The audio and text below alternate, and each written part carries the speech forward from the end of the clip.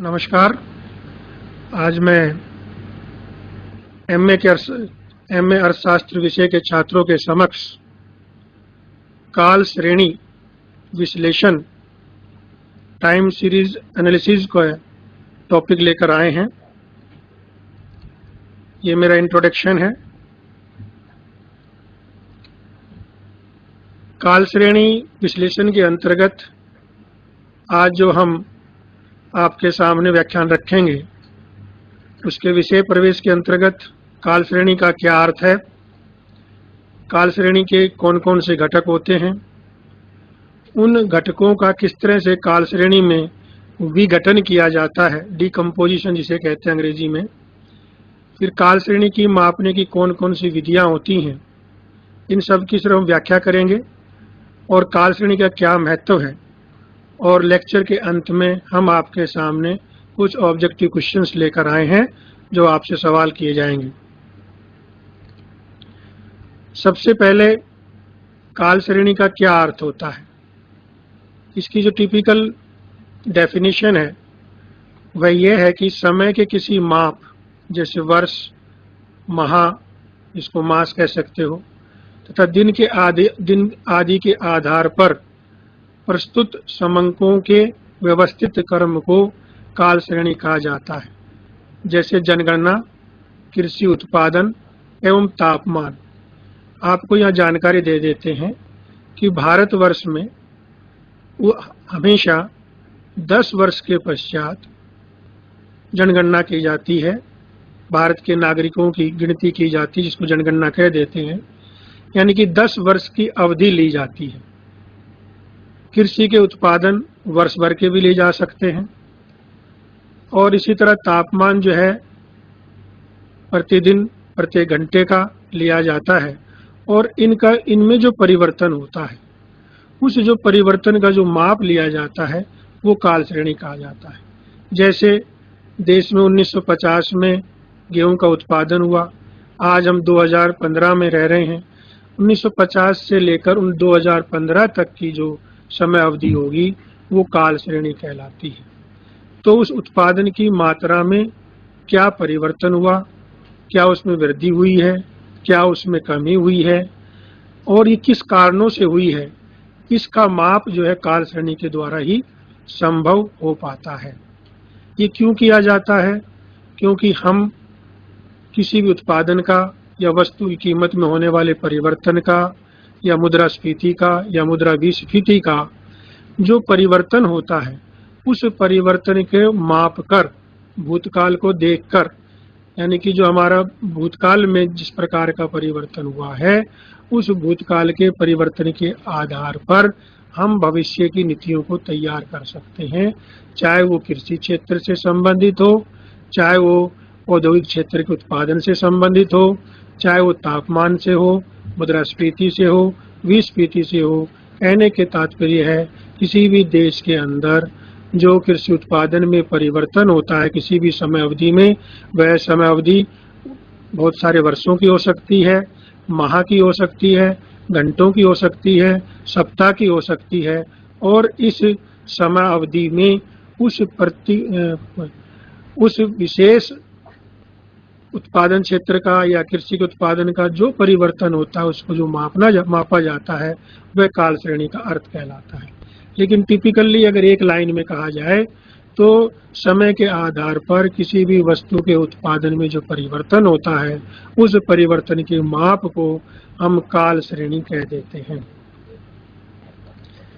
अब इस काल श्रेणी को घटक, इसके जो अंग होते हैं, कंपोनेंट क्या है, उसके जो है ना संगठक बोल सकते हैं, कारक बोल सकते हैं आप इनको।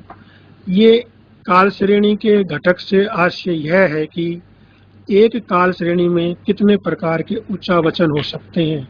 सामान्यतः इन उच्चावचनों को 3 भागों में बांटा जाता है। अब यह एक उच्चावचन शब्द आपको दिखाई दे रहा होगा।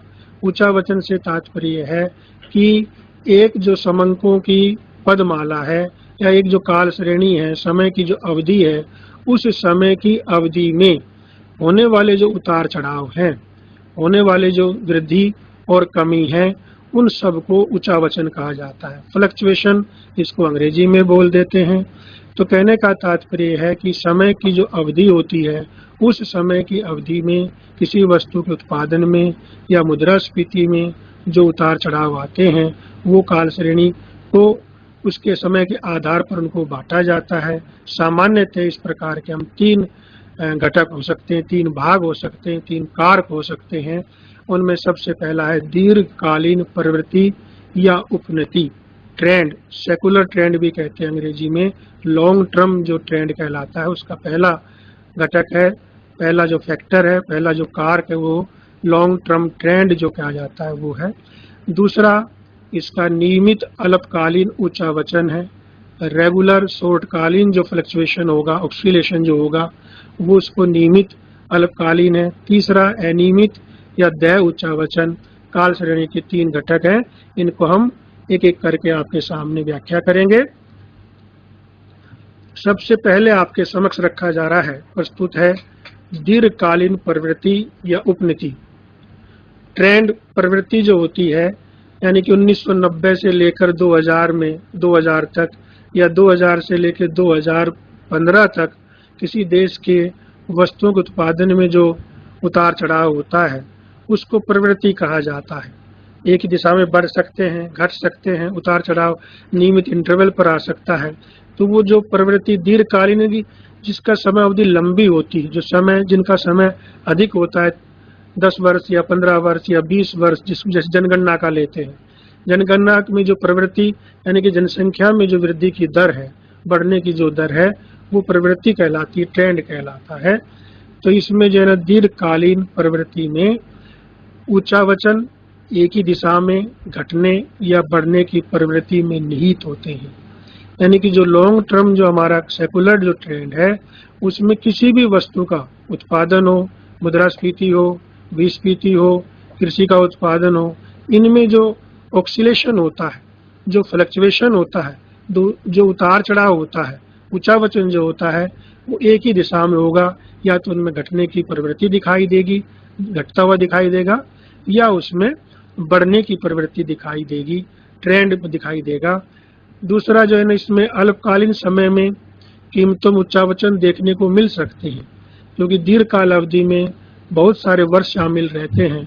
तो कुछ वर्षों में आपको किसी भी वस्तु की कीमत में या समय में या वस्तु के उत्पादन में आपको उच्चावचन देखने को मिलते हैं, परंतु दीर्घ काल में 10 वर्ष में या 20 वर्ष में जो भी समय अवधि होगी, उसमें जो प्रवृत्ति पाई जाएगी, उसमें एक सामान्य प्रवृत्ति पाई जाती है।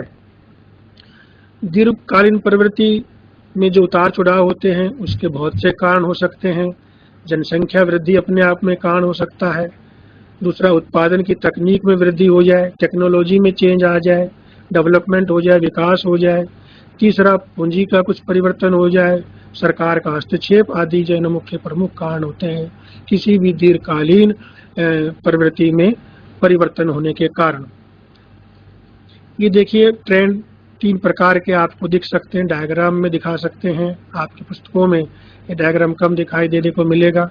एक दीर्घकालीन प्रवृत्ति या उपनति का चित्र से व्याख्या, सिंपल सी बात है। आपने एक आपका डिमांड कर्व कह सकते हो, आप एक इसको सप्लाई कर्व कह सकते हो, कांस्टेंट रिटर्न टू स्केल कह सकते हो आप। जो इंक्रीजिंग ट्रेंड है, ये डायग्राम आप पूर्ति के नियम में पूर्ति के लिए भी बनाते हैं। यानी कि ये हमें दिखलाता है नीचे से ऊपर की ओर जब प्रवृत्ति दिखाई दे दीर्घकाल में, तो इस प्रकार की प्रवृत्ति हमें दीर्घकालीन प्रवृत्ति क्या शो करती है कि इस समय अवधि में, इस काल श्रेणी में वस्तुओं के उत्पादन में या वस्तुओं की कीमतों में या मुद्रास्फीति में बढ़ने की प्रवृत्ति दिखाई दे रही है। यानी कि दीर्घकाल में हमने कहा था घटने की प्रवृत्ति, बढ़ने की प्रवृत्ति। तो ये जो पहला डायग्राम है, नीचे से ऊपर जो जा रहा है, इसमें बढ़ने की प्रवृत्ति दिखाई देती है। दूसरा, जो डिक्रीजिंग ट्रेंड हमने दिखा रखा, डिक्रीजिंग ट्रेंड का मतलब होता है कमी की प्रवृत्ति, कमी की उपनति, जो कि ऊपर से नीचे की ओर है। इस प्रकार हमारा मांग का वक्र होता है, वो भी ऊपर से नीचे की ओर होता है। तो इसमें जो है ना, आपके जो दीर्घकालीन प्रवृत्ति दिखाई दे रही है, वो घटती हुई प्रवृत्ति, घटता हुआ ट्रेंड दिखाई दे रहा है। तीसरा, कांस्टेंट समान जो प्रवृत्ति पाई जाती है, वो उसमें एक सीधी रेखा रहती है, जो कि हमारे x अक्ष के समानांतर है, यानी कि समान दर पर, समान दर की जो उपनति पाई जाती है या प्रवृत्ति पाई जाती है दीर्घकाल के अंदर, तो समान कहलाती है। एक सीधी रेखा के अंतर्गत x अक्ष के समानांतर जब होती है तो उस प्रकार की प्रवृत्ति को दीर्घकालीन प्रवृत्ति कहा जाता है। तो 3 प्रकार की ट्रेंड्स थे, इंक्रीजिंग, डिक्रीजिंग एंड कांस्टेंट। अब हम आगे चलते हैं। दूसरा जो आपका घटक है, हमने 3 घटक आपको बताए थे। एक आपको दीर्घकालीन उपनति, दूसरा जो है ना आपको नियमित अल्पकालीन उच्चावचन, और तीसरा जो है ना अनियमित अल्पकालीन उच्चावचन है। हम सेकंड ट्रेंड पर, ये सेकंड घटक पर जा रहे हैं, फैक्टर पर जा रहे हैं। वो आपका रेगुलर शॉर्ट कालीन ऑक्सीलेशन अंग्रेजी में कह देते हैं, फ्लक्चुएशन भी कहा जाता है। काल श्रेणी में अल्पकाल में जो उतार चढ़ाव होते रहते हैं उनको अल्पकालीन उच्चावचन कहते हैं। ये परिवर्तन दोनों दिशाओं में होते रहते हैं। और नियमित अल्पकालीन उच्चावचन 2 प्रकार के होते हैं। आतु या ऋतुकालीन विचरण कह सकते हैं इनको, मौसमी विचरण कह सकते हैं, और दूसरा आपका चक्रीय उच्चावचन है। तो ये अल्पकाल में होते हैं, जिन समय अवधि कम वर्षों की होती है, कुछ महीनों की होती है, उनमें हमें अधिक उतार चढ़ाव देखने को मिलते हैं और ये रेगुलर इंटरवल पर आते रहते हैं। इनके बहुत से कारण होते हैं। तो जो है ना ये इसके 2 प्रकार हैं, एक करके हम इनकी व्याख्या कर रहे हैं। ये है आतु या ऋतुकालीन विचरण या मौसमी उच्चावचन, इनको सीजनल फ्लक्चुएशन भी कह देते हैं। काल श्रेणी में एक ही वर्ष में जलवायु के कारण जो उतार चढ़ाव देखने को मिलता हो, रीति रिवाज या त्योहार, शादी है, विवाह है, त्योहार जो अब दीपावली है, ऐसे में होने वाले परिवर्तनों के परिणाम स्वरूप जो नियमित उतार चढ़ाव होते हैं उन्हें आत्म विचरण या ऋतुकालीन विचरण या मौसमी उच्चावचन कहते हैं। यानी कि जो स्पेसिफिक रीजन है, जिनके पीछे विशेष कारण जिनके पीछे है, उनमें आपका क्लाइमेट चेंज हो सकता है, जलवायु हो सकती है, मौसम के हिसाब से सर्दी में अलग कपड़ों की आवश्यकता होती है, गर्मी में अलग की आवश्यकता होती है, तो वस्तुओं की मांग में, वस्तुओं की प्रकृति में अंतर आ जाता है। इसी तरह रीति रिवाज, शादी विवाह के मौसम में अलग प्रकार की वस्तुओं की मांगें होती हैं, त्योहार के अंतर्गत अलग होती हैं। तो उनके कारण जो है ना वस्तुओं की कीमतों में, वस्तुओं की मांग में, उत्पादन में जो परिवर्तन होता हो उसे मौसमी उच्चावचन या ऋतुकालीन उच्चावचन कहते हैं। जैसे खाद्यान्नों के मूल्य उस समय कम होते हैं जब फसल काटी जाती है, सामान्य अनुमान है ये। इसी प्रकार विवाह, त्योहार आदि समय पर वस्त्र, सोना, चांदी एवं बर्तन आदि की कीमत बढ़ जाती है क्योंकि इन वस्तुओं की मांग बढ़ने लग जाती है। आर्थिक एवं व्यवसायिक क्षेत्र में होने वाले अधिकांश परिवर्तन जो है अल्पकालिक होते हैं।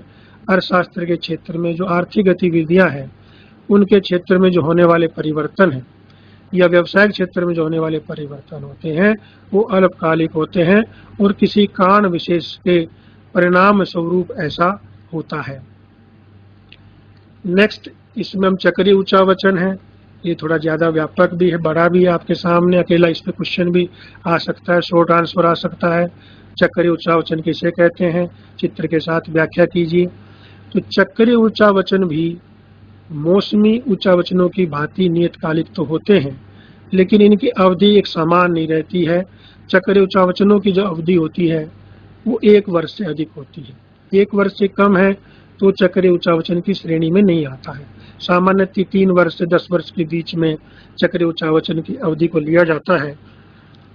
इन्हें चक्रीय उच्चावचन इसलिए कहते हैं क्योंकि इनका एक क्रम, एक सीरीज, एक व्रत की भांति होता है। इसका अर्थ यह है कि एक के बाद दूसरी अवस्था की पुनरावृत्ति स्वयं होती रहती है, यानी कि एक समय के बाद दूसरी अवस्था आती रहती है। एक सर्कल रहता है, एक सीरीज रहती है कि पहले चरण में ये घटेगा, दूसरे चरण में ये घटेगा, तीसरे चरण में ये घटेगा, चौथे चरण में ये घटेगा। यानी कि चक्रीय उच्चावचनों की समय के साथ, आर्थिक नीतियों के साथ, व्यवसायिक नीतियों के साथ उसका एक चरण होता है, उसकी एक व्यवस्था होती है, उसके अंतर्गत ये घटित होते हैं। इसमें चक्रीय उच्चावचन की जो अवस्थाएं हैं, जो चरण हैं, उसमें सबसे पहले जो 4 अवस्थाएं इसके अंतर्गत होती है। एक जो है ना समृद्धि प्रोस्पेरिटी बोलते हैं उसको, जिसकी दूसरी प्रतिसार रिसेशन, तीसरी अवसाद डिप्रेशन, चौथी पुनरुत्थान रिकवरी की, यानी कि चक्र उच्चावचन जो हमने आपको पहले बताया वो एक चक्र की भांति होता है, एक कर्म की भांति होता है, और एक उसकी अवधि जो है ना 1 वर्ष से लेकर 10 वर्ष के मध्य होती है, और इसमें चारों अवस्थाएं इसकी जरूर आती हैं। अब हम एक एक करके इनकी अवस्थाओं के बारे में आपके सामने विचार रखेंगे। ये इसका पहले डायग्राम है। ये देखिए 4 चीजें हमने बताई थी। प्रोस्पेरिटी, ये यानी कि बिंदु इसमें है नहीं, ऊपर से नीचे से ऊपर की तरफ जाता रहता है, और जब एक अधिकतम बिंदु पर गया उसके पश्चात जो है ना वो नीचे की तरफ आता है। ये नॉर्मल लाइन, यानी कि नॉर्मल लाइन क्या होती है कि किसी भी देश की अर्थव्यवस्था की सामान्य अवस्था जो है वह नॉर्मल लाइन के द्वारा दिखलाई जाती है। जब इसके ऊपर नॉर्मल लाइन से ऊपर अर्थव्यवस्था चलती रहती है तो उस स्थिति को जो है ना हम प्रोस्पेरिटी प्रतिसार न प्रोस्पेरिटी समृद्धि की व्यवस्था कहलाती है। और जब उस प्रोस्पेरिटी से उस बिंदु से जब नीचे की तरफ आने लगती है वो प्रतिसार रिसेशन जो हमारा दिखाई दे रहा है आपको डायग्राम में, पहले प्रोस्पेरिटी वर्ड दिखा, नीचे से ऊपर की तरफ जा रही है, एक निश्चित बिंदु तक ये बढ़ती दिखाई देती है। उस निश्चित बिंदु के पश्चात ये जो है ना नीचे की तरफ आ रही है, जहां हमने रिसेशन लिख रखा है। ये आपको मंदी प्रतिसार के बारे में बतलाती है। और जब ये नॉर्मल लाइन जो आपकी ग्रीन कलर के रूप से दिखा रखी है, जब ये नीचे की तरफ आती है और जब बिल्कुल इसका न्यूनतम बिंदु आ जाता है, वह जो न्यूनतम बिंदु होता है वो डिप्रेशन अवसाद की स्थिति होती है। और जब इस अवसाद की स्थिति के बाद फिर थोड़ा ऊपर बढ़ने लग रही है और नॉर्मल लाइन को टच कर रही है, रेड इंक की जो आपका है, यानी कि डिप्रेशन से जब तक नॉर्मल लाइन को टच करती है इस बिंदु कहते हैं रिकवरी पॉइंट कहा जाता है। और इस नॉर्मल लाइन को जो ऊपर चली जाती है तो ये आपका प्रोस्पेरिटी कहलाती है। यानी कि जो आपका प्रोस्पेरिटी प्रारंभ में जो ब्लू कलर की लाइन दिखाई दे रही है नीचे से ऊपर तक, इसको बोलते हैं समृद्धि। इसमें जो है वस्तुओं का उत्पादन बढ़ रहा है, वस्तुओं की कीमतों में वृद्धि होती रहती है, लोगों को रोजगार मिलता है, यानी कहा जाता है कि देश के आर्थिक विकास की दर बहुत ज्यादा ऊंची रहती है और प्रत्येक देश अपनी अर्थव्यवस्था को समृद्धि की व्यवस्था में चाहता है। लेकिन जब तेज गति से विकास होता रहता है उसी समय ऐसी स्थिति भी बनती है, चाहे अंतर्राष्ट्रीय बाजार में वस्तुओं कीमतों में परिवर्तन आता हो, अंतर्राष्ट्रीय बाजार की व्यवसायिक कीमतों में परिवर्तन नीतियों में परिवर्तन आता हो, देश की आर्थिक नीतियों में परिवर्तन आता हो, राजनीतिक कारक भी हो सकते हैं, आर्थिक कारक भी हो सकते हैं, सामाजिक कारक भी हो सकते हैं कि जब हमारा ये समृद्धि एक बिंदु पर जाकर नीचे की तरफ आने लगती है जिसको हम रिसेशन बोलते हैं, मंदी। लेकिन मंदी का तात्पर्य ये नहीं होता है कि देश में आर्थिक संकट की स्थिति निर्मित हो गई है, क्योंकि मंदी जो प्रतिसार है वो प्रतिसार अभी भी नॉर्मल लाइन से आपकी जो ग्रीन कलर की रेखा की जो लाइन बनी हुई है इससे ऊपर की स्थिति होती है। यानी कि देश में आर्थिक विकास अभी भी हो रहा है, लेकिन जो आर्थिक विकास की जो दर है वो अभी कम हो गई है। यानी कि आर्थिक विकास की जो दर जो चल रही है, बढ़ने की जो दर थी उसकी गति कम हुई है, ना कि आर्थिक विकास कम हुआ है। लेकिन जब ये नॉर्मल लाइन से टच करके नीचे की तरफ आ जाता है और इसको जो हम डिप्रेशन दिखा रहे हैं जिसको हम अवसाद की स्थिति बोल देते हैं, यहाँ पर मतलब अर्थव्यवस्था अपनी सामान्य अर्थव्यवस्था से भी नीचे आ गई है। कहने का तात्पर्य यह है कि अर्थव्यवस्था के अंदर अवसाद की स्थिति है। सरकार जो है ना ऐसी स्थिति में रोजगार कम हो जाता है, उत्पादन का संकट निर्मित होने लग जाता है, वस्तुओं की कीमतें बढ़ने लग जाती हैं और सरकार या देश जो नहीं चाहता है कि इस अवसाद की स्थिति से निकला जाए। और निकलने के लिए वह मौद्रिक नीतियों में परिवर्तन करते हैं, राजकोषीय नीतियों में परिवर्तन करते हैं। मौद्रिक नीतियों के अंतर्गत ब्याज की दर में परिवर्तन किया जाता है, ब्याज की दर को कम कर दिया जाता है ताकि निवेशकर्ता उत्साहित होकर अधिक से अधिक बैंकों से ऋण प्राप्त करें और उद्योग धंधों की स्थापना की जाए। लेकिन और दूसरा जो है राजकोषीय नीति में सरकार करों को कम कर सकती है, सरकार खुद रोजगार के संसाधन लगा सकती है ताकि एक तरह से देश की अर्थव्यवस्था में निवेश का माहौल बने, निवेश की स्थिति बने। और जब ऐसी स्थिति बनने लगती है तो अर्थव्यवस्था में पुनः जो है ना निवेश होने लगता है, लोगों को रोजगार मिलने लगता है और उस स्थिति में पुनरुत्थान होता है, यानी कि इकोनॉमी जो है अवसाद की स्थिति से निकल रही है, लेकिन अभी सामान्य अर्थव्यवस्था पर नहीं पहुंची है। पुनरुत्थान का मतलब हम अवसाद की स्थिति से निकल आए हैं। अवसाद की जो स्थिति थी, जहां निवेश का माहौल नहीं था, निवेश का माहौल बिल्कुल शून्य था, उस स्थिति में सरकार ने करों के माध्यम से, अपने व्यय के माध्यम से, सरकारी खर्च के माध्यम से उसमें एक नई जान फूंकने की कोशिश करती है और अवसाद से निकलकर जब इकोनॉमी ऊपर की तरफ जाने लगती है तो ये रिकवरी का माहौल होता है, पुनरुत्थान का माहौल होता है और ये तब तक चलता रहता है जब नॉर्मल लाइन को टच नहीं कर लेती।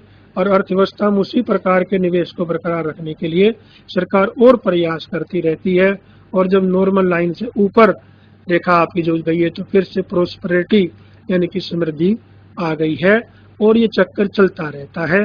फिर इसके बाद वही प्रतिसार आ जाएगा, फिर वही अवसाद आएगा, पुनरुत्थान आएगा। एक क्रम के बाद ये चलता रहता है, इसलिए इसको चक्रीय उच्चावचन कहते हैं। इसको जो है ना बिजनेस साइकिल किसी प्रकार का आपने नाम पढ़ा होगा मैक्रो इकोनॉमिक्स में या ग्रोथ मॉडल में, व्यापारिक चक्कर, वो भी इसी प्रकार के चक्कर होते हैं जो एक निश्चित समय अंतराल पर अर्थव्यवस्था में जो उतार चढ़ाव आते रहते हैं, एक सर्कुलर बना रहता है, इनका एक चक्र बना रहता है। वो सारी की सारी चीजें जो है आपकी इसके अंतर्गत आती है, उच्चावचन के अंतर्गत। एक एक करके हम इनकी समृद्धि क्या होती है इनकी बात रखेंगे। ये आपका समृद्धि की बात है जो हमने बताई, बहुत सी व्याख्या हमने काफी की उसमें। इस अवस्था में व्यापारिक क्रियाएं जैसे मुद्रास्फीति जिसके अंतर्गत हो सकती है, उत्पादन है, आपका रोजगार है तथा लाभ आदि अपनी चरम अवस्था में होते हैं। ऐसा नहीं कि वस्तुओं की कीमतें नहीं बढ़ती, वस्तुओं की कीमतें भी बढ़ती हैं, वस्तुओं का उत्पादन ही बढ़ता है, रोजगार भी बढ़ता है, लाभ भी होता है, लाभांश भी बढ़ता है, मांग भी बढ़ती है, वस्तुओं की पूर्ति भी बढ़ती है। कहने का तात्पर्य होता है कि प्रोस्पेरिटी के अवस्था में, समृद्धि की अवस्था में व्यापारिक गतिविधियां, देश में वाणिज्य की गतिविधियां, व्यापार की गतिविधियां, आर्थिक गतिविधियां अपनी चरम अवस्था में होती हैं और वह देश के लिए सबसे अच्छा पल, अच्छा चक्कर, अच्छा समय होता है। नेक्स्ट है प्रतिसार, रिसेशन, जिसको हम एक तरह से मंदी से थोड़ा सा अच्छा माना जाता है। मंदी में तो अवसाद जैसी स्थिति आ जाती है, डिप्रेशन हो जाता है। इस अवस्था में व्यापारी गतिविधियां सामान्य अवस्था तक गिरती है, तब उस प्रकार की प्रवृत्ति को अवनति या प्रतिसार कहते हैं, यानी कि समृद्धि से नीचे की ओर आने लगती है। लेकिन प्रतिसार का तात्पर्य ये नहीं है कि देश में अर्थव्यवस्था की जो स्थिति है बिल्कुल शून्य हो गई है या आर्थिक गतिविधियां या व्यापारिक गतिविधियां बिल्कुल शून्य हो गई है, ऐसी अवस्था नहीं होती है। बल्कि उत्पादन हो रहा है, रोजगार बढ़ रहा है, लाभ मिल रहा है, लेकिन उसके जो लाभ मिलने की जो गति है, जो दर है, रेट है, जो स्पीड है, उसमें गिरावट आने लग जाती है। और ये सामान्य अवस्था जो नॉर्मल लाइन जो हमने ग्रीन लाइन से आपको डायग्राम दिखाई थी, ये उस तक चलती रहती है।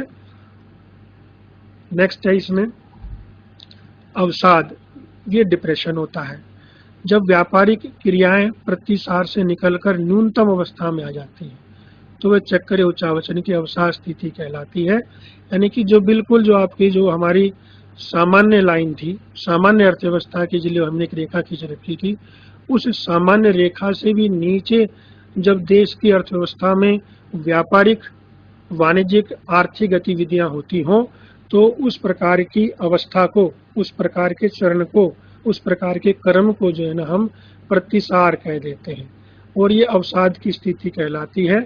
अवसाद इसलिए कहा जाता है कि लोगों में निवेश करने के लिए उत्साह नहीं होता है, लोगों में ब्याज की दर कम कर दी जाती है, उसके बाद भी व्यापार करने को तैयार नहीं होते। क्यों? क्योंकि इसलिए तैयार नहीं होते कि बाजार में वस्तुओं की मांग नहीं है। मांग क्यों नहीं है? क्योंकि बाजार में लोगों को रोजगार नहीं मिल पा रहा है, लोगों की आय नहीं बढ़ पा रही है, इसलिए जो है ना बाजार में मांग नहीं बन पा रही है। और इस स्थिति से निकलने के लिए सरकार की भूमिका महत्वपूर्ण होती है। जैसे 1930 की जो महामंदी आई थी, जब हमारे केंज अर्थशास्त्री जो थे, उन्होंने कहा कि सरकार को इस प्रकार की अवसाद की स्थिति से निकलने के लिए गड्ढे खुदवाने चाहिए और शाम को गड्ढे बंद करा देने चाहिए और उसके बदले में उनको एक न्यूनतम मान दे दिया जाए ताकि वह उस राशि को औद्योगिक इकाइयों के द्वारा उत्पादित वस्तुओं के क्रय पर खर्च किया जा सके, क्योंकि ऐसी स्थिति में व्यवसायिक गतिविधियों से या बिजनेस कम्युनिटी से हम जो है ना किसी प्रकार की उम्मीद नहीं की जा सकती कि वह अधिक से अधिक निवेश करेंगे। भारत में जैसे मनरेगा का जो कार्यक्रम है, जो हमारा नरेगा नेशनल रोजगार गारंटी जो कार्यक्रम है, वो इसी प्रकार के कार्यक्रम है कि सरकार अपने बजट में से ऐसी व्यवस्था करे कि लोगों को अधिक से अधिक रोजगार मिले और देश की जो अवसाद की स्थिति है, जो निवेश का जो वातावरण शून्य की स्थिति में आ गया है, उससे दूर किया जा सके। नेक्स्ट है पुनरुत्थान। अवसाद के पश्चात जब व्यवसायिक क्रिया पुनः समृद्धि की ओर जाती हो, अभी समृद्धि पर पहुंची नहीं है लेकिन उस प्रकार के चिन्ह दिखाई देते हो, संकेत दिखाई देते हो, तो उस प्रकार की स्थिति को, उस प्रकार की अवस्था को, उस प्रकार के चरण को जो है आपको पुनरुत्थान, रिकवरी कहा जाता है। यद्यपि चक्रीय उच्चावचन की कोई निश्चित अवधि नहीं होती, फिर भी 3 से 10 वर्षों में व्यवसाय का एक चक्कर पूरा होता है। समृद्धि आएगी, समृद्धि के बाद आपका प्रतिसार आएगा, फिर अवसाद आएगा, फिर पुनरुत्थान आएगा, फिर समृद्धि आएगी, फिर प्रतिसार आएगा। इस प्रकार के चक्कर जो है ना देश के इवन विदेशों में या पूरे विश्व में इस प्रकार का चक्कर चलता रहता है। ये 4 चीजें चक्रीय उच्चावचन में आती हैं। अब आप में ये सवाल एक और आ सकता है कि मौसमी एवं चक्रीय उच्चावचन, दो हमने इसमें बताए थे, नियतकालीन अल्पकालीन उच्चावचन, तो उनमें क्या अंतर होता है? तो देखिए, मौसमी उच्चावचन हमने कितने 1 वर्ष की अवधि के लिए रहते हैं और ये 3 से 10 वर्ष की अवधि के बीच में रहता है। अवधि एवं क्रम में नियमितता नहीं रहती है। मौसमी जो चक्रीय उच्चावचन होता है उसकी जो अवधि है, उसका जो क्रम है, उसमें एक रेगुलरिटी रहती है, नियमितता रहती है। चक्रीय उच्चावचन की जो समृद्धि है, प्रतिसार है, अवसाद है एवं पुनरुत्थान की जो हमें चक्र बताया है, ये तो निश्चित रहता है कि समृद्धि के बाद प्रतिसार आएगा, यानी कि प्रोस्पेरिटी के पश्चात जो है ना रिसेशन आएगा, फिर डिप्रेशन आएगा, फिर रिकवरी आएगी। ये तो चीज रहती है, परंतु ये निश्चित है। परंतु अवधि एवं क्रम में नियमितता नहीं रहती। उसका कितना टाइम रहेगा, 2 वर्ष आपका प्रतिसार चले, 2 वर्ष आपकी समृद्धि चले, 3 वर्ष चले, 4 वर्ष चले, पुनरुत्थान में 2 वर्ष लग सकता है, अवसाद स्थिति आपके 3 साल बनी रह सकती है। उसका जो क्रम तो निश्चित रहता है, लेकिन उसकी अवधि जो है उसमें कोई निश्चितता नहीं रहती है। तीसरा जो परिवर्तन मौसमी उच्चावचन में आता है, वो मौसम के कारण आता है, रीति रिवाज के कारण आता है मौसमी। लेकिन इसके अंतर्गत जो उच्चावचन आते हैं, चक्रीय उच्चावचन का परिवर्तन मौसम नहीं होता है, रीति रिवाज नहीं होते हैं, बल्कि मुद्रा का प्रसार हो जाए, सप्लाई ऑफ मनी।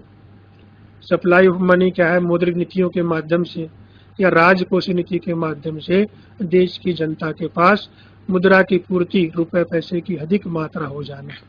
मुद्रा का संकुचन, यानी कि राजकोषीय नीति के माध्यम से या मौद्रिक नीति के माध्यम से देश में मुद्रा का संकुचन। संकुचन का मतलब लोगों से रुपए पैसे वापस ले लेना, डिपॉजिट के माध्यम से या जमा के माध्यम से जो रुपए वापस कर ले जाते हैं, करों के माध्यम से जो पैसे वापस कर ले जाते हैं, वो मुद्रा का संकुचन कहलाता है मोटे तौर पर। उत्पादन, उसको आपको इसका परिवर्तन का कारण बन सकता है। मौसमी उच्चावचन से प्रत्येक व्यवसाय अलग अलग प्रभावित होता है। फसल कटने के समय अलग व्यवसाय के लोग प्रभावित होते हैं, शादी विवाह त्योहार के मौसम में अलग व्यवसाय के लोग प्रभावित होते हैं। यानी कि मौसमी उच्चावचन में प्रभावित करने वाले जो व्यवसाय हैं वो अलग अलग समय में अलग अलग हो सकते हैं, लेकिन चक्रीय उच्चावचन में सभी व्यवसाय प्रभावित होते हैं, चाहे वो फसल से जुड़े व्यवसायी हों, चाहे विवाह रीति रिवाज से जुड़े व्यवसायी हों, चाहे औद्योगिक क्षेत्र के हों, चाहे कृषि क्षेत्र के हों, सभी व्यवसाय इससे प्रभावित होते हैं। तो ये मौसमी एवं चक्रीय उच्चावचन में अंतर है। तीसरा जो हमारा नियमित अल्पकालीन उच्चावचन का जो प्रकार था ना, ये घटक, तीसरा जो घटक है वह अनियमित या दैव उच्चावचन है। अनियमित की अंग्रेजी होती इर्रेगुलर, जिसमें उतार चढ़ाव एक सामान्य गति में ना होता हो, असामान्य रहता हो। दूसरा दैव रैंडम यानी कि दैव भाग्य के आधार पर आता हो, वो उच्चावचन भाग्य के आधार पर होता हो, उस प्रकार के उच्चावचन को अनियमित या दैव उच्चावचन कहते हैं। इसकी परिभाषा नियमित उच्चावचन के विपरीत जब किसी काल श्रेणी में दैव योग के कारण व्यापारिक गतिविधियों में परिवर्तन आता हो तो उसे अनियमित या दैव उच्चावचन कहते हैं। दैव उच्चावचन के मुख्य कारण हड़ताल, युद्ध, सरकारी नीति एवं प्राकृतिक प्रकोप हो सकते हैं। अनियमित उच्चावचनों का मापन एवं पूर्ण अनुमान लगाना संभव नहीं है, यानी इनको मापा नहीं जा सकता हो। बाढ़ के कारण, तूफान के कारण, आंधी के कारण आता हो तो सारे के सारे जो है आपके इर्रेगुलर फ्लक्चुएशन कहलाते हैं। अब इसके बाद नेक्स्ट टॉपिक जो आपका थ्योरी का बनता है वो है काल श्रेणी का विघटन। काल श्रेणी के 4 घटक हैं। प्रवृत्ति आपको हमने बताया था, आवर्त विचरण हमको आपको बताया था, चक्रीय उच्चावचन आपको बताया था, और दैव उच्चावचन का जब मिश्रण कर दिया जाता है। आपको ट्रेंड हमने दीर्घकालीन आवृत्ति बताया था, ट्रेंड टी, आवर्ती विचरण जो हमने आपको सीजनल बतलाया, तीसरा आपका चक्रीय सर्कुलर जो आपका फ्लक्चुएशन है या रैंडमली जो इरेगुलर, इन सबको मिला दिया जाए मिश्रण को और उनका विघटन कर दिया जाए। जब अलग अलग अध्ययन करता है, जब काल श्रेणी में सबको मिला दिया जाता है तो उसके घटक हो जाते हैं वो, और जब उनको अलग अलग अध्ययन किया जाता है तो विघटन कर दिया जाता है। और ये 2 प्रकार के इसमें मॉडल रहते हैं, एक योगात्मक मॉडल कहलाता है, दूसरा इसमें गुणात्मक मॉडल कहलाता है। ये योगात्मक मॉडल है। योगात्मक मॉडल के आधार पर काल श्रेणी किस प्रकार दर्शाया जा सकता है, ये बड़ा इंपॉर्टेंट है, छोटा सा नोट इस पे लिख कर आ सकता है। ओ हमारा जो मूल समंग कहलाता है, टी आपको जो हमने सबसे पहले काल श्रेणी के जो घटक बताए थे उसका मूल समंग कहलाता है, टी न ओ, और टी जो है हमारा प्रवृत्ति है, जो दीर्घकालीन प्रवृत्ति हमने बताई। एस आपका आवर्त विचरण कहलाता है, जो सीजनल आपका जो है हमने बतलाया था, सीजनल कहलाता है। सी जो आपका चक्रीय उच्चावचन कहलाता है। आई जो है आपका लास्ट में जो हमने अनियमित परिवर्तन बतलाया था। इन सबको अगर हम जोड़ दें तो वह काल श्रेणी का योगात्मक मॉडल कहलाता है, यानी कि जो काल श्रेणी के घटक है उन सभी घटकों का अगर योग कर दिया जाए तो वह सारा का सारा जो है योगात्मक मॉडल कहलाता है। ये एक दूसरे से, इसके सारे घटक एक दूसरे से स्वतंत्र रूप से कार्य करते हैं तथा किसी एक का प्रभाव अन्य 3 पर नहीं पड़ता, परंतु ये मान्यता सभी आर्थिक श्रेणियों में सत्य नहीं होती है। इनको अलग अलग भी निकाला जा सकता है, जो नेक्स्ट स्लाइड में है। अगर हमने S + C + I आपका मौसमी, आपका चक्रीय उच्चावचन और आपका अनियमित उच्चावचन का प्रभाव को आंकना है तो हम T जो हमारा दीर्घकालीन परिवर्तन है उसको दाहिनी तरफ बाईं तरफ ले जाते हैं और उसको घटा देते हैं, तो हम सिर्फ 3 कारकों का अध्ययन कर सकते हैं इसमें। और अगर हमें सिर्फ चक्रीय उच्चावचन का और अनियमित उच्चावचन का अध्ययन करना है तो जनाब एस जो हमारा सीजनल मौसमी विचरण है उसको भी हम बाईं तरफ घटा देते हैं, तो केवल हम 2 कारकों का अध्ययन कर सकते हैं। और अगर अकेले कारक का हमें अध्ययन करना है कि उसका क्या प्रभाव पड़ता है तो इसको जो है अकेले रखा जा सकता है। इस मॉडल में माना जाता है 4 घटक एक दूसरे स्वतंत्र रूप से कार्य करते हैं तथा किसी एक का प्रभाव अन्य 3 पर नहीं पड़ता है, परंतु ये मान्यता सभी आर्थिक श्रेणियों में सत्य नहीं होती है। दूसरा मॉडल जो है गुणात्मक मॉडल है आपका। एक योगात्मक था, गुणात्मक इसके नाम मल्टीप्लिकेशन अंग्रेजी में बोल देते हैं इसको। गुणात्मक मॉडल के आधार पर काल श्रेणी किस प्रकार दर्शाया जा सकता है। O = T, ये x नहीं है, ये गुणा का चिन्ह है आपका, T × S, S × C, C × I, यानी कि O वही मूल समंक है, T आपका जो हमने दीर्घकालीन प्रवृत्ति बताई थी, S आपका मौसमी विचरण है, C आपका चक्रीय उच्चावचन है, I जो है आपका अनियमित परिवर्तन है। इन तीनों की जब हम गुणा कर देते हैं तो ये तीनों जो है ना गुणात्मक मॉडल बन जाते हैं। उसमें योगात्मक में योग कर दिया जाता है, गुणात्मक में गुणा कर दी जाती है, तो ये गुणात्मक मॉडल हो जाता है। चारों घटक एक दूसरे से स्वतंत्र रूप से कार्य नहीं करते हैं। योगात्मक रूप में स्वतंत्र रूप से कार्य करते हैं, लेकिन यहाँ पर चारों कारक जो है गुणात्मक में स्वतंत्र रूप से कार्य नहीं करते और एक दूसरे को प्रभावित करते हैं। जैसे इसको आपने देखो O = T × S × C × I को हम O = TSCI इनमें हमने गुणा का चिन्ह नहीं दिखाया, लेकिन ये माना जाता है कि एक दूसरे को आपस में गुणा करते हैं। अगर हमने 3 कारकों का अनुपात निकाली, अनुपातिक हो जाता, O भाग में T बराबर है SCI, यानी कि हमने ट्रेंड को, जो हमारा उपनति है, उसको मूल समंग से भाग कर देते हैं तो उसका अनुपातिक संबंध पता लगता है। योगात्मक में एक सीरीज बनती है, योग का पता लगता है, लेकिन यहाँ पर जब हम भाग कर देते हैं तो हमें अनुपातिक ज्ञान की जानकारी, अनुपातिक परिवर्तन की जानकारी होती है। ये एक अपने आप में सापेक्षिक होता है, रिलेटिव होता है, एक चर दूसरे चर से कितना प्रभावित होता है, उसके लिए अति आवश्यक है उसका अनुपात निकाल लेना। तो O बराबर O बटे T is equal to SCI। अगर आपको 2 ही कारकों का देखना है तो O को T और S दोनों से गुणा करते हुए भाग कर देंगे तो CI की जानकारी मिल जाएगी। अगर 3 कारकों से आप भाग करेंगे, ट्रेंड से, सेकुलर से और सर्कुलर से, यानी कि उपनति से, मौसमी विचरण से और चक्रीय उच्चावचन को अगर हम मूल समंग को भाग करते हैं तो हमारे पास अनियमित उच्चावचन की जानकारी प्राप्त हो सकती है। यानी कि जब भाग किया जाता है तो अनुपातिक हो जाता है। योगात्मक में भाग नहीं होता तो वो अनुपातिक नहीं होता, बल्कि वो एक सीधी दिशा में योग के रूप में कार्य करता है। इन दोनों में क्या अंतर होता है, ये आप योगात्मक एवं गुणात्मक मॉडल में क्या अंतर होता है? बहुत छोटी 3 चीजें हैं इसमें। योगात्मक मॉडल में घटकों का योग होता है, जो कि हमने इसकी परिभाषा में ही बताया था। गुणात्मक मॉडल में जो हमारे घटक हैं, हमने 3 ही घटक आपको बताए थे प्रारंभ में ही। एक दीर्घकालीन उपनति, दूसरा आपका सीजनल, तीसरा जो है ना आपका अनियमित उच्चावचन, ये बताए थे। इकाई में व्यक्त किए जाते हों, यानी कि जब योगात्मक इकाई में व्यक्त कर देते हैं, अनुपातिक नहीं है। अनुपात 2/5 ये अनुपात होता है, इकाई आपकी 2 है। वो इकाई योगात्मक मॉडल जो है इकाई में दिखलाया जाता है, प्रकट किया जाता है, लेकिन गुणात्मक मॉडल अनुपात में व्यक्त किए जाते हैं। योगात्मक मॉडल एक दूसरे से प्रभावित नहीं माने जाते और ये एक दूसरे पर निर्भर होते हैं। इसमें 3 प्रकार का अंतर आप कर सकते हो। ये आप पे आ सकता है कि दोनों पर टिप्पणी लिख दीजिए, दोनों में क्या अंतर है, तो आप इसकी व्याख्या कर सकते हैं।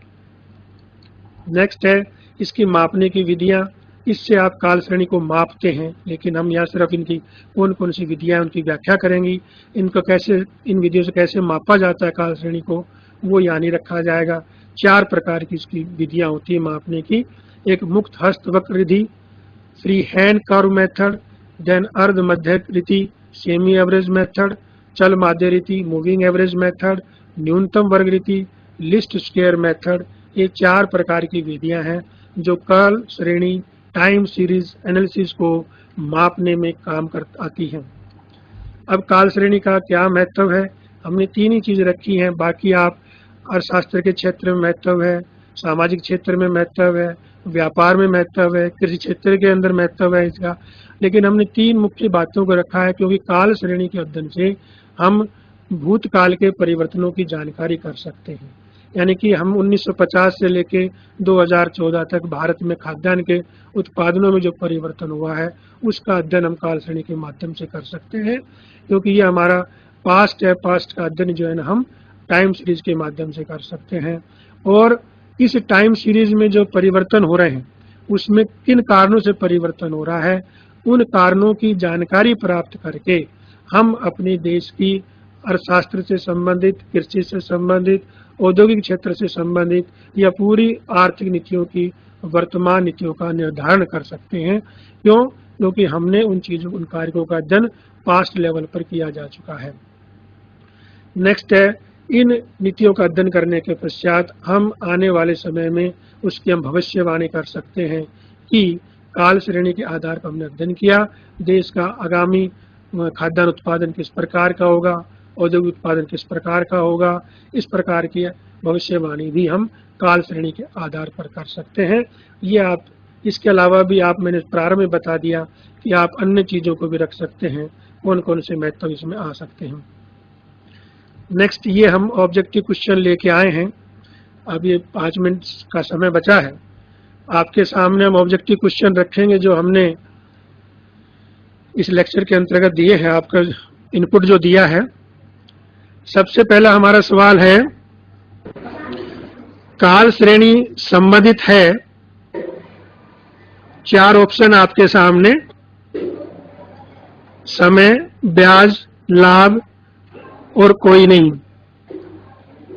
ये हरदा के छात्र अगर मेरी आवाज सुन रहे हो तो वो अपना माइक से हमें इस सवाल का जवाब दें। हरदा, महाविद्यालय हरदा।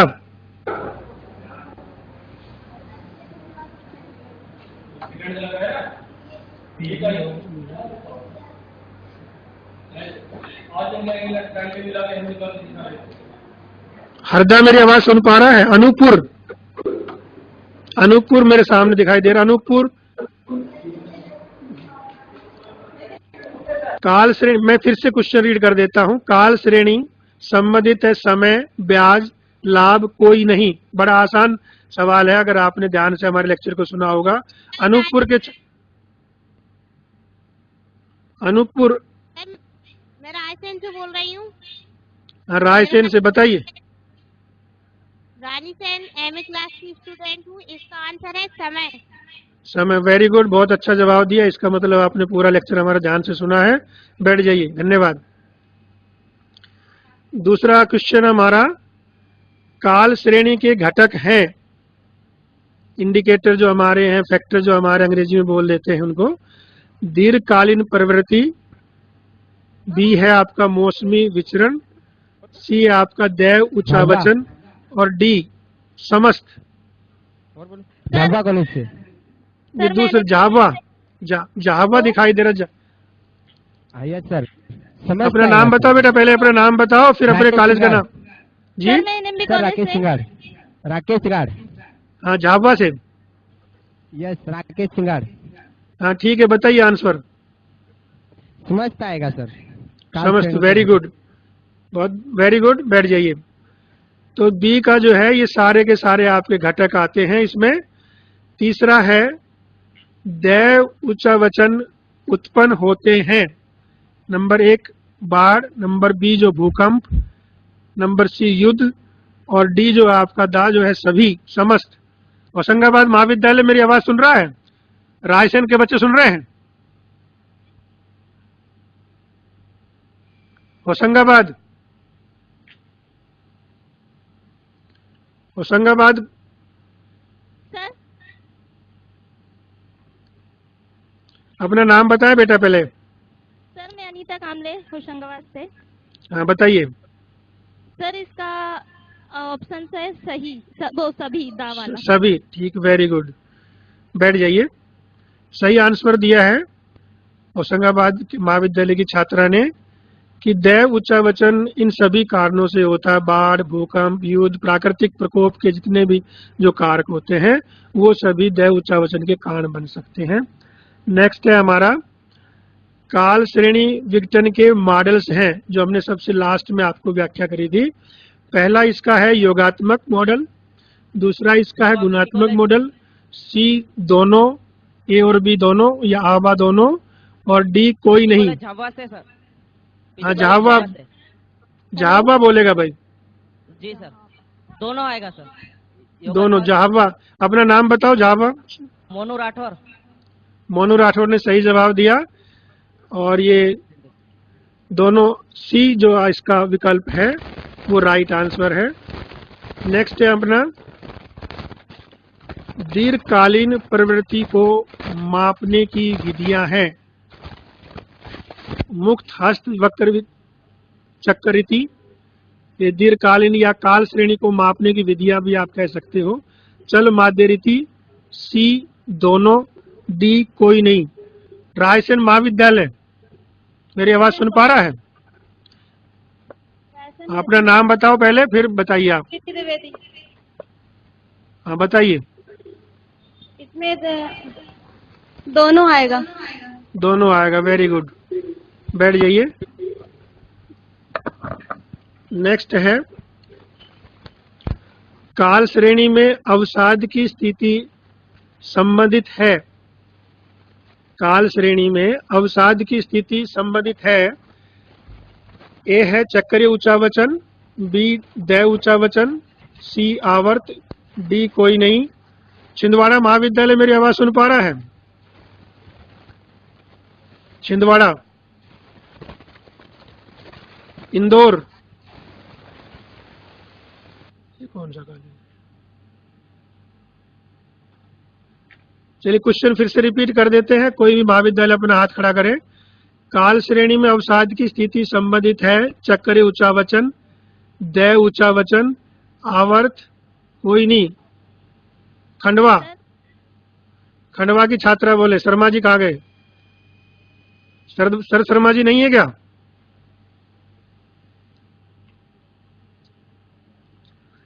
खंडवा की छात्रा। अनूपपुर, रायसेन, आ नहीं पा रहे।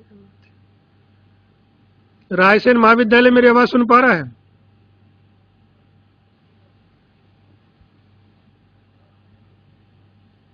सर हेलो सर, मैं बोलूं एनएमडी होशंगाबाद से। आपकी बजाय कोई दूसरा बोले ज्यादा बेटर रहेगा, क्योंकि आप एक जवाब दे चुके हैं। पीछे शर्ट सफेद व्हाइट शर्ट वाले छात्र। झाबुआ से कौन बोल रहा है? चलिए नर्मदा होशंगाबाद।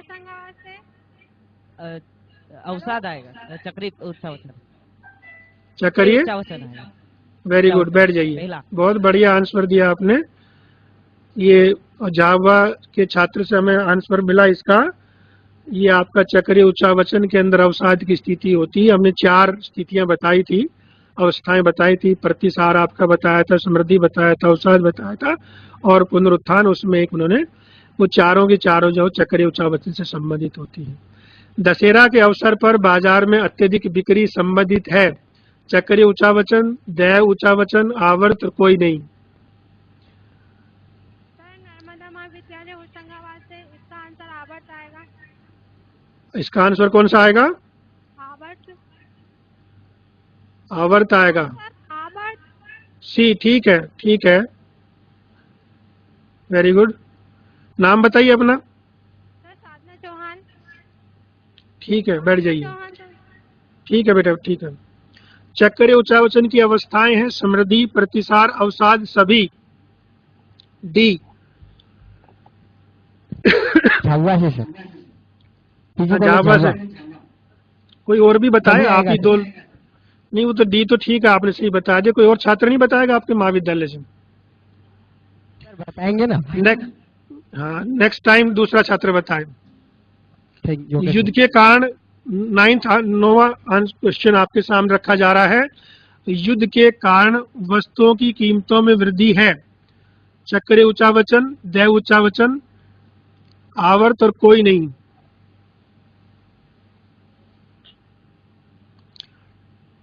ये दैव उच्चावचन आएगा। पिछले छात्र ने भी जो है ना आवर्त बताया था, होशंगाबाद वाले ने। अनियमित उच्चावचन है हमारे ये। PG college Jhabua. हाँ बताइए। दे उच्चावचन आएगा सर। ठीक है, बिल्कुल राइट आंसर।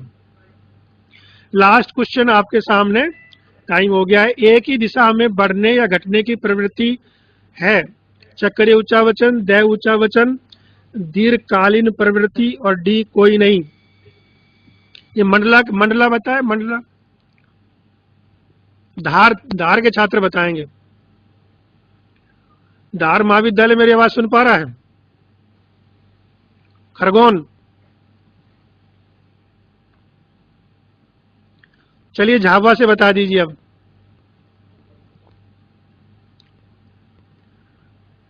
रायसेन बता दीजिए, रायसेन। अब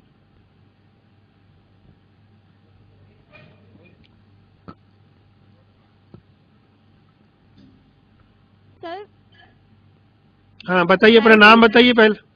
रायसेन कॉलेज से प्रीति दुबे। बताइए। इसका आंसर है चक्रीय उच्चावचन। ये सही नहीं है आंसर। दूसरा छात्र बताए कोई। और कोई महाविद्यालय? Sir PG college Jhabua. दीर्घकालीन प्रवृत्ति। हाँ बताइए। बैतूल, जेएच बैतूल। दीर्घकालीन बैतूल। प्रवृत्ति। PG college Jhabua. ठीक है, वेरी गुड, वेरी गुड। पूरा टाइम हो गया। धन्यवाद। Thank you.